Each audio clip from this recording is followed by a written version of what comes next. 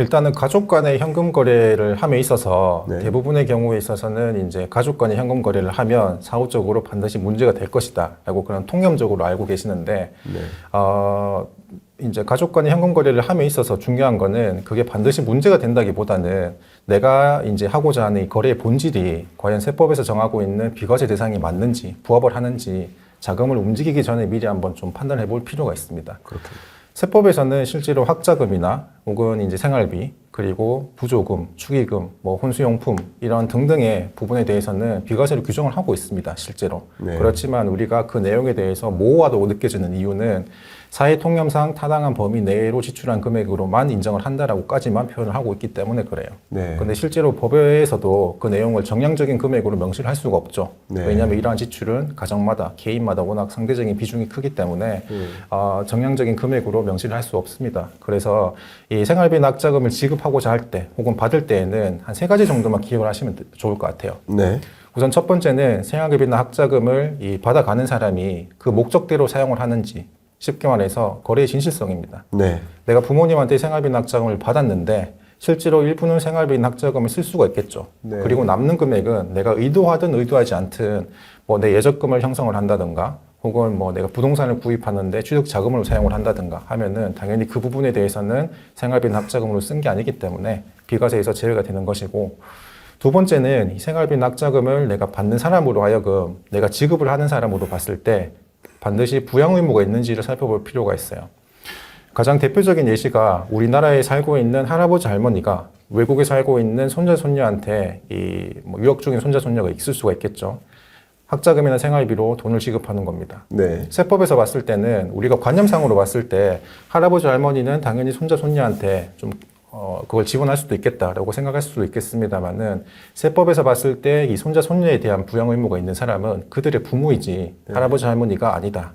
아무리 직계 존속이긴 하지만 그렇게 따져본다고 하면은 이 부모가 살아있을 때 정상적으로 소득 활동을 하고 있다면 할아버지 할머니는 그 금액의 크기와 상관이 없이 실제로 이 지급한 생활비나 학자금에 대해서 이 과세를 한 선례가 있습니다. 그래서 예외적으로 뭐 부모님이 이미 사망을 했거나 아니면 부모님이 살아계신다고 하더라도 뭐 신용불량이나 아니면은 장기적인 소득 활동이 없다고 하는 것이 명확하게 입증이 된다고 하면 예외적으로 할아버지 할머니가 부양 의무가 있는 사람으로 볼 수가 있겠죠. 그리고 세 번째는 뭐냐면 이 생활비 낙자금은 실제로 필요할 때마다 그때그때 주는 것이 원칙이라는 겁니다. 예를 들어서 2024년도 1년치 생활비 낙자금을 내가 1월 1일 딱 되자마자 이 자녀들한테 준다라고 하는 건 의미가 없어요. 과세관청 입장에서 봤을 때는 이 금액이 사후적으로 어떻게 쓰일지도 미리 확정적으로 판단할 수가 없기 때문에 결국에는 이제 본인이 다른 형태의 재산을 마련한다든가 부동산 구입 자금으로 흘러갈 수가 있어서 그때그때 필요한 금액만큼 내가 계획적으로 생각을 해서 주는 것이 바람직하다 생각을 하시면 되겠습니다. 네. 정말 그 부모님께서 자녀에게 주는 어떤 생활비나 학자금이나 뭐 용돈이든 뭐든 그런 돈의 이동이 그냥 이렇게 주의를 기울이지 않고 어떤 결정을 내리면 안 되겠다라는 생각을 또 하게 만드는 우리 그동안의 상식과 세법이 규정하는 그 범위는 좀 차이가 있구나라는 것을 좀 느끼게 되는 것 같습니다. 이 과정에서 또 궁금한 게 결국 현금의 이동인데, 우리가 뭐 이렇게 ATM기에서 돈을 인출하잖아요. 네. 현금을 인출하는 거, 이게 국세청이 정말 다 알고 있을까요? 아니면 뭐 모르고 있을까요? 어떻게 생각하십니까? 일단은 가족 간에 계좌이체를 하게 되면 이 거래 상대방이 또 현출이 되기 때문에 대부분은 계좌이체를 하지 않고 내가 은행 점포를 통한다던가 그렇죠. ATM기를 통해서 현금으로 좀 인출을 해서 목돈을 모아놨다가 네. 뭐 명절 때 자녀들이 내려오면은 그냥 돈 손에 쥐어주는 그런 형태를 많이 생각을 하실 건데, 네. 지금 이제 현금 인출을 하게 되면 요즘은 또 워낙 보이스피싱이나 이런 금융사기 범죄가 많기 때문에 이 고액 현금 거래가 있거나 혹은 고액 현금 거래는 아니지만 이제 의심 거래가 되는 현금 인출이 있으면 그 내용이 금융정보분석원에 보고가 되게 되어 있습니다. 네. 일반 은행 점포에서. 네. 그래서 국세청이나 일선세무서에서도 상속세 세무조사가 있거나 혹은 뭐 자금 출처에 대한 증여세 과세 조사가 있을 때 이런 세원을 이관 받아가지고 관리를 좀 하게 되는데, 일단 가장 먼저 대표적으로 이제 문제가 되는 것이 고액 현금 거래죠. 네. 고액 현금 거래라고 하는 거는 이제 동일인 기준으로 하루에 입출금한 금액의 크기가 1,000만 원이 넘어가면 그거는 고액 현금 거래로 봐서 일선은행 점포에서 금융정보분석원에 보고가 됩니다. 금융정보분석원이라고 하는 것은 이제 뭐 불법적인 외화 유출이나 자금 세탁 이런 걸 방지하기 위한 국가기관이지 않습니까? 그래서 보고가 되게 되는데 실제로 어떤 일이 있었냐면은 그 실제 상담을 한 사례 중에서는 시골에 이제 나이 많으신 이제 어머님께서 돌아가셨는데 돌아가시기 한 2년 전쯤에 본인이 가지고 있는 과수원을 이 국가에 수용이 되면서 보상금을 받게 됐습니다. 네. 보상 금액이 대략 한 8억 정도 됐어요. 예. 그래서 양도세 낼 거 내고 남는 금액이 있는데 평생을 시골에서 사신 분이니까 이 10억 가까이 되는 돈을 이제 처음 이제 만져보신 거죠. 그래서 기존에 내가 가지고 있는 재산하고 합산을 했을 때 결국에는 내가 사망을 하게 되면 이 자녀한테, 아들한테 가게 될 돈인데 그 과정에서 납부하는 세금이 굉장히 안타까운 거예요. 너무 아까운 겁니다. 그래서 이분께서 밤에 잠을 못 주무시는 거예요. 그래서 그 다음날부터 하시는 게 루틴이 뭐냐면 아침에 식사를 하시고 그리고 읍내 농협에 나가셔가지고 단위 농협에서 오전에 100만 원 인출, 오후에 100만 원 인출, 하루에 딱 200만 원만 이렇게 인출하는 겁니다. 네. 그게 10번이 되면 2천만 원, 100일이 되면 그게 2억이 되겠죠. 네. 그래서 한 수개월 정도 지나면 거의 현금으로 실제로 손에 잡는 돈이 수억 원을 만들 수 있는 거는 쉽기 때문에 이 내용에 대해서 이제 고액 현금 거래는 아니지만 이분들의 과거 보상금을 받기 전후로 나눠봤을 때 네. 현금 인출의 등락, 편차를 본다거나 했을 때는 이 단기간에 집중적으로 계속적 반복적으로 인출한 금액이 있기 때문에 의심거래로 보게 되는 거죠. 네. 역시나 마찬가지로 이 의심거래도 고액 현금 거래처럼 금융정보분석원에 보고 대상이 되는 행위다라고 보시면 될 것 같습니다. 네. 그리고 현금 인출에 대해서 또 다른 예시를 말씀을 드리면 이 돌아가신 분은 아주 수년 동안 이 지병이 있어가지고 대전에 있는 요양원에서 입원하고 계셨어요. 그런데 자녀분은 이 공직에 계시기 때문에 대구에 있는 그 공공기관에서 근무를 하고 있습니다. 이 부모님께서 거동이 불편하시기 때문에 자녀가 부모님 명의로 된 신용카드하고 이 계좌를 들고 본인의 평소에 이제 생활비로 쓰고 혹은 현금 인출을 하거나 혹은 백화점에서 쇼핑을 하는 거죠. 이렇게 되면 문제가 두 가지가 되겠죠. 하나는 지역이 맞지 않다는 거. 부모님은 대전에 계속 계시는데 사용처는 전혀 엉뚱한 타 지역이 발생을 하는 거라서 지역이 맞지 않다는 거. 그리고 두 번째는 사망 전에 집중적으로 현금 인출한 금액이 있으면 이 금액에 대해서 어디 썼는지 소명을 또 해야 되는 부분이 발생을 합니다. 그래서 상당 부분 납득할 수 있는 정도의 소명이 발생하지 않으면 비록 상속일 현재 상속받는 재산은 아니지만 상속받는 것으로 추정이 되기 때문에 여기에 대해서도 이제 추정 상속 재산으로 또 문제가 될 수 있기 때문에 이러한 현금 인출에 대해서는 장기적인 관점에서 내가 소명이 왔을 때 어떤 방식으로 좀 대응할 수 있을 것인가 전략을 좀 미리 구비를 해놓고 현금 인출하시는 게 좋겠죠. 그렇군요. 정말 말씀하시는 그 말씀 속에서 우리가 좀 간과하고 살았다 할 만한 그런 세금과 관련된 혹은 현금 사용과 증여와 관련된 그런 정보들이 이제 계속 쌓여 나가는 그런 영상인 것 같습니다. 여러분들께도 뭐 많은 도움이 되시리라 좀 믿고요. 자, 이 질문에 앞서서 이제 또 여러분께 전해드려야 될 주제가 앞에도 그런 말씀 주셨지만 우리나라는 유독 그 보유자산의 절대적인 비중이 부동산이기 때문에 이 부동산으로 자산 분배를 해야 될지 아니면 미리 현금화해서 현금의 형태로 상속을 해야 될지 이런 관점에서의 질문을 정말 많이 갖고 계실 겁니다. 이 부분 좀 속 시원히 답변해 주실 수 있습니까? 실제로도 정말 많이 받는 그렇죠. 질문입니다. 예. 왜냐하면 부동산이라고 하는 것이 뭐 잘 아시겠지만 일단은 폐쇄적인 시장이기도 하고 현재는 좀 많이 오픈되어 있다고 하지만은 아직까지는 폐쇄적이고 또 부동산이 또 현금화하는 이런 그 속도나 기간을 봤을 때도 그게 굉장히 무거운 자산이기 때문에 시간도 오래 걸립니다. 그래서 그렇지.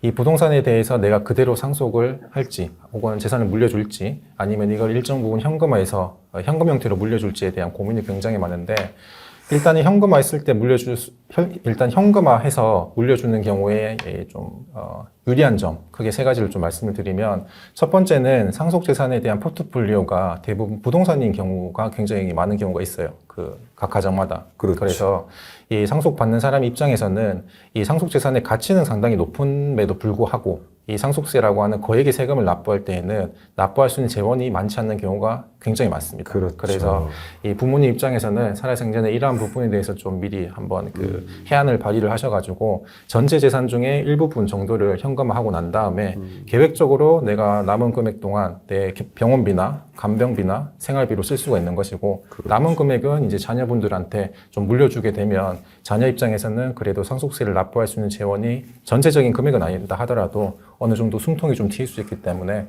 그 부분 때문에 좀 어느 정도 현금화할 수 있는 전략을 좀 미리 준비할 필요가 있다라고 보시면 되고 네.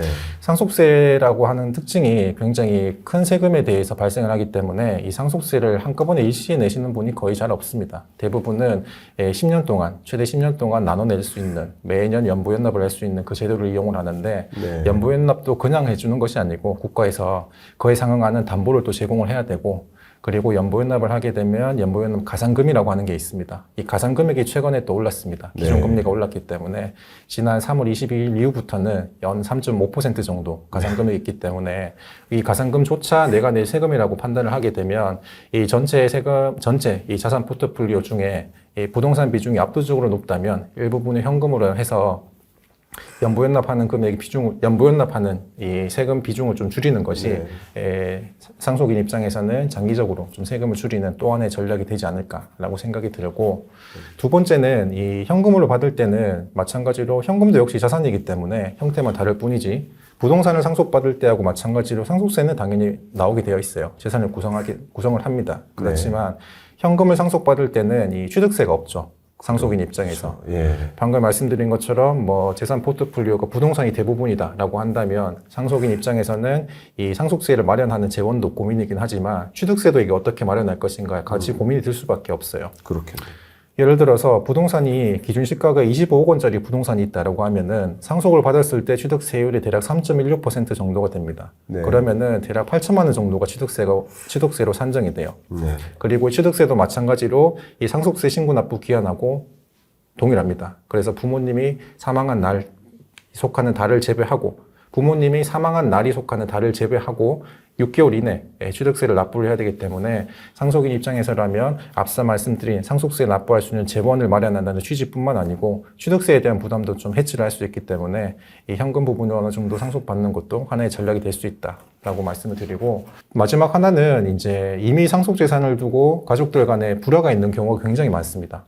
예를 들어서 뭐 자녀들 중에 자녀가 여러 명이 있다고 하면 부모님 중에 뭐 오빠나 형한테 살아생전에 많은 기여, 사전에 증여를 했다고 한다면 남은 상속인 입장에서는 뭐 오케이 살아생전에 부모님 주시는 건 부모님 의도기 때문에 내가 뭐라고 할 건 아니잖아요.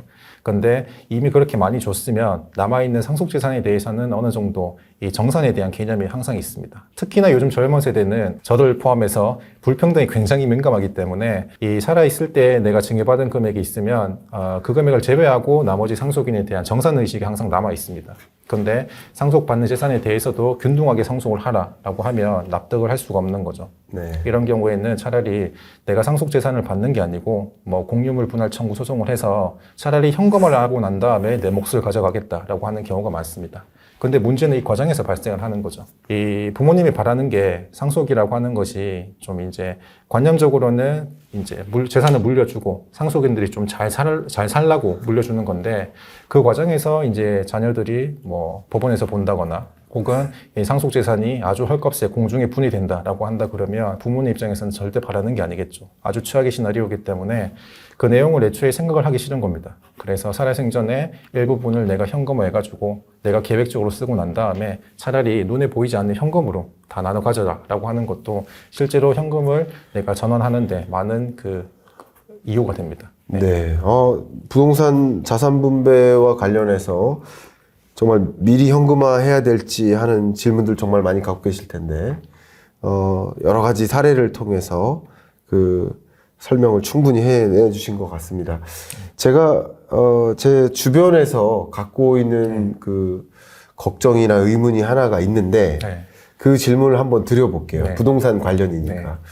좀 재밌는 사례인데 그 부모님이 땅을 많이 갖고 계세요. 네. 근데 그 땅이 유망해요. 그래서 땅을 정리해야 이 소위 부모님께서 이제 소득을 영위할 수 있는 거잖아요. 삶을 유지할 수 있잖아요. 네. 근데 이게 정리하기는 아까우니까 네. 다른 사람한테 안 팔고 자녀한테 파는 거예요. 양도죠, 양도. 네. 근데 양도인데 양도를 자녀가 했으면 좋겠긴 한데 근데 자녀 입장에서는 거액이 없는 거예요. 예를 들어서 3억 정도, 5억 정도에 해당하는 돈이 없으니까 매월 뭐 몇백만 원씩 주는 거예요. 네. 몇백만 원씩 입금을 해드리고 결론적으로 내가 양도받도록 하는 절차를 하는 분이 있어요. 제 네. 지인이. 네. 이런 과정에서 좀 우려할 만한 일이 있을지.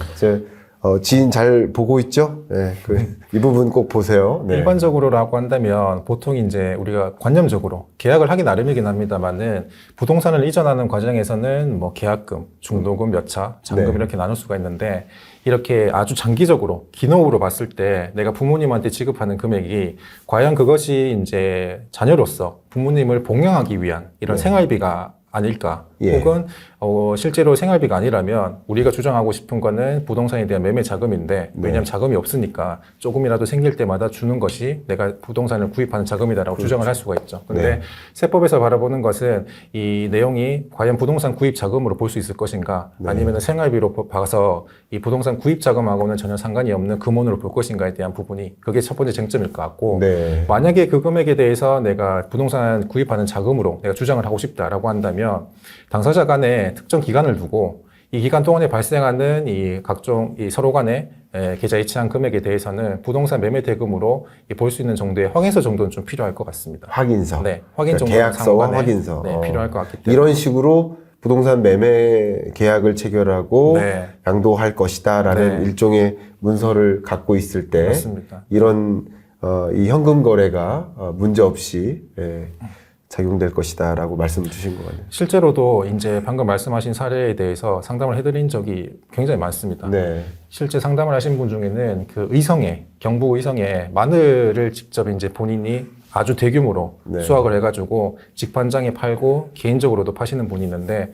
그 마늘을 이제 판매하는 그 분은 거의 가족 단위로 운영을 하고 있습니다. 그러니까 어머니 명의도 이제 사업용 통장을 가지고 있고 그 배우자도 통장을 가지고 있고 첫 번째 자녀, 둘째 자녀도 다 통장을 갖고 있기 때문에 이 사업용 통장에서 서로 희석되는 금액이 과연 이게 부동산 취득 자금으로 볼 것인가 아니면 사업상의 서로 간의 이제 자금의 운용으로 볼 것인가에 대해서 실제로 과세관청, 일선세무서하고 좀 소명을 해야 되는 그런 사항이 있었는데 그걸 이제 소명을 하기 위해서 특정 기간 동안에 이제 실제로 이것은 사업용 현금 거래가 아니고 가족 간의 거래가 아니고 부동산을 매매하기 위한 매도자와 양수자 간의 거래이다라고 주장을 해서 인정이 된 바가 있습니다. 아, 그렇군요. 결국 이제 문서의 형태로 명확하게 남아있을 필요성이 있다라는 것을 네. 굉장히 중요한 표현을 주셨고요. 이렇게 그 갖고 있는 부동산이 향후에도 유망하다라고 평가 내려질 때는 보통 이제 부모님 입장에서는 그냥 다른 사람한테 양도하기보다는 그렇죠. 아무래도 가족이나 가까운 지인이 이탈이 받기를 내에서. 네. 바라는 마음이 작용될 텐데 이런 부분도 좀 디테일하게 문제없이 여러분이 경제 활동 하시기를 좀 바라는 마음으로 소개를 드렸습니다. 자, 이제 상속세로 좀 포커스를 두고자 합니다. 네. 상속세의 정확한 범위는 어디까지에 해당될까요?